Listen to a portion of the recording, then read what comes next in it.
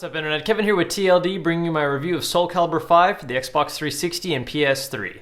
Now this entry takes place 17 years after the last Soul Calibur game, and as a result it has a very significant shift in the roster since its prior entry. The game has a number of brand new characters, and while a lot of them are simply younger, new versions of old popular characters, they still have enough little changes to make them feel like their own unique separate character. For instance, Ziba is a fusion of both Kilik and Soing Mino with a little bit of Yun Sung's kick techniques, as well as having Natsu being Taki's apprentice and Leisha being a lot like her mother Shanghua. Alongside this new generation of younger fighters, we still have a lot of old favorites coming back, a lot of them with revised movesets and some of them acting very different, as well as two brand new characters that have rather interesting fighting styles. Zwei is a fighter that uses a small short sword and is able to summon a werewolf in the middle of combat, and Viola uses a floating orb which she can send flying around the ring to do special area control effects. Now one thing that's interesting to note is that unlike Soul Calibur 4, which had a noticeable lack of any kind of Edgemaster, this game seems to be trying to make up for that fact by having 3 of them. Elysium switches between all the different female fighting styles, the returning Kilik uses all the male ones, and the classic Edgemaster uses all of them as always. And to finish rounding out the cast this time around, we do of course have the one special guest character. This time it's Ezio from the Assassin's Creed series, which does fit a little better into the series than some of the prior entries from a galaxy far, far away. Overall, the cast size for the game is decently large, and while a large number of old favorites have been cut, some of them entirely so like Talim, there are still a decent number of fighters to choose from for players to experiment with. Now not only has the game's cast gone under a pretty hefty revision, but the game's core mechanics have also been changed quite a bit as well. A number of characters have received pretty noticeable rebalances, and the game now makes use of a meter system to allow for more advanced techniques.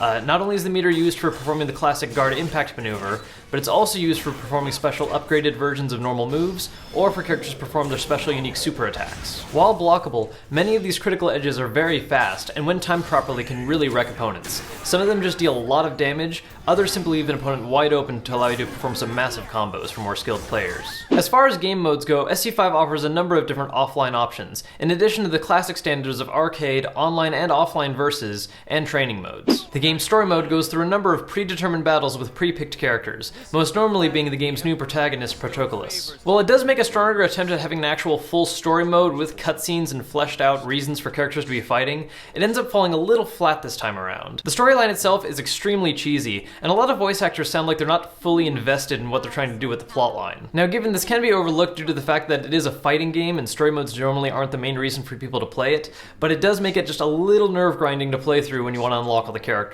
Now other offline modes feature the Quick Battle and the Legendary Souls modes. Quick Battle acts as a sort of offline versus mode, where players will fight a number of different computer-controlled enemies at varying difficulties, some of them using normal characters, others using special unique characters created using the game's character creation mode. Legendary Souls, on the other hand, is a really difficult boss rush mode, where you simply fight a lot of really high difficulty level enemies, a lot of times referencing old bosses from the game or using special costumes to show enemies like they were way back when. Now ever since Soul Calibur 3, the game has made use of a Create a Soul system which allows you to make your own custom characters, which has become much more robust in this installment. Players have a ridiculously wide number of armor and appearance options to choose from, as well as being able to control the character's voice, their weapon options, and even be able to create their own character select image. Players are also able to pick standard characters and completely change their appearance using the customizable items, or can simply change their color palette and what weapons they're using. The total number of possibilities is pretty ridiculous, and when playing online you'll start to see a lot of different creations that other players have made. Overall, Soul Calibur V is a great comeback for the series, and with enough significant changes that even old fans will have to adjust to new strategies. With a strong roster and a ridiculous character creation system,